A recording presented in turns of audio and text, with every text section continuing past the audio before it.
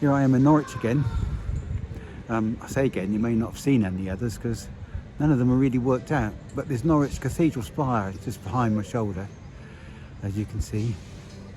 Well, this is two-part, this one. One is second part, Dear Diary. The first part addresses what I said in my last video about life expectancy.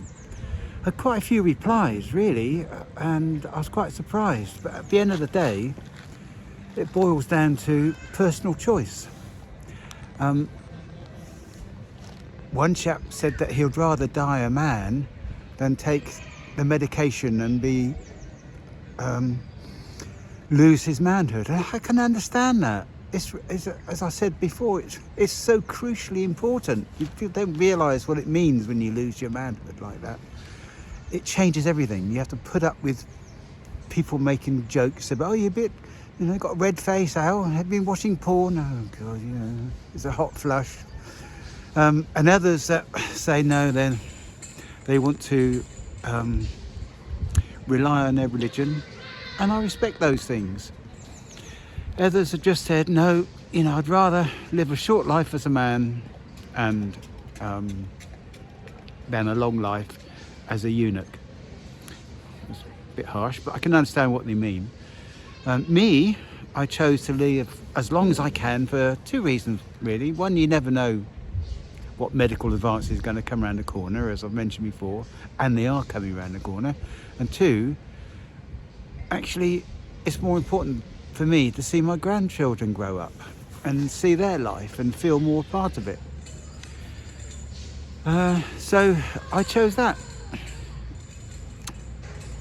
The Dear Diary bit, you can turn off now, really, because this bit is really for me. One of the reasons that I started this video blog was because I can't talk to anyone about these things. And I tried talking to my wife again recently, and all I got, no, you shouldn't think like that. I don't want to hear it. Don't think like that. But okay. So, and you can't sort of knock on people's doors and say, have you got a minute?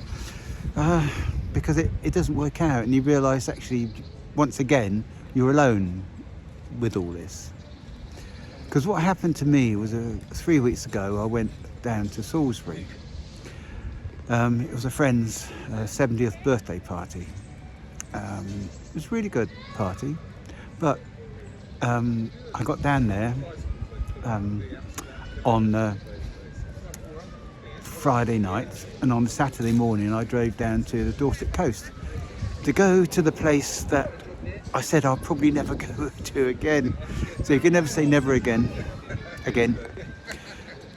And it was really good. But what struck me driving down and driving back was some places I hadn't been to since I diagnosed and started treatment. And it was a really, really odd feeling, because I was a ghost in my own past. I used to drive past houses. Oh yeah, that was in Middle Wallet. There was an RSM's house, and his daughter Judy was the first girl I ever properly went out with, and she broke my heart. One of the many. Mind you, I did break a few myself, so can't moan. And then a bit further on was a house of somewhere else, Heather, that I was desperate to ask out, but I was too shy. So my best friend asked her out instead. So there was a lot of learning going on around the area. And then I drove down to Salisbury, and that house there, yeah, that's where I used to live. And I remember taking the dog for a walk here. Very, very odd. Very odd. There was me driving around, visiting my past, like a stranger, like a ghost. Because I don't live in that area anymore. It's 200 miles from where I live. It's my home, or it felt like it used to be my home. And I just felt incredibly lonely, incredibly alone. And in the evening meal, it was a great meal. I had the partner of my friend sitting next to me saying about how awful cancer is, and her parents died of cancer, and her mum died of cancer, and her dad died of cancer, and it was really awful time. And you know, aren't we all lucky to be here now? And I thought, she doesn't know. And she's a partner of the chap that I've known since college. And so I was just sitting there thinking, yeah, they've all got a life ahead. They've got planning what they're going to do this year, next year. And I'm hoping they get through this year.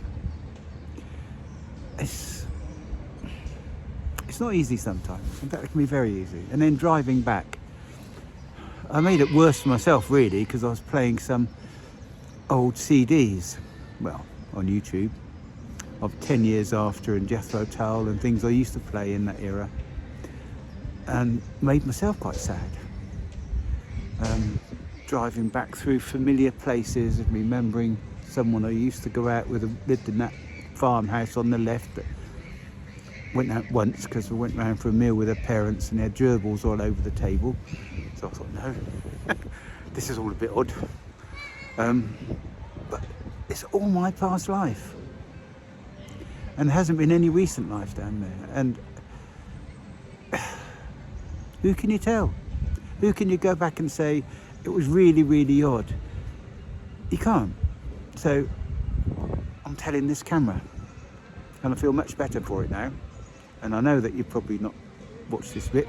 So I'm just talking to myself. So I'm really, really pleased. I've got it off my chest. I feel much better now. And I haven't got Rupert with me, which is a bit of a shame, but then he can't go in the shops in Norwich. Well, I'm on a riverside walk, so I'm going to continue with that.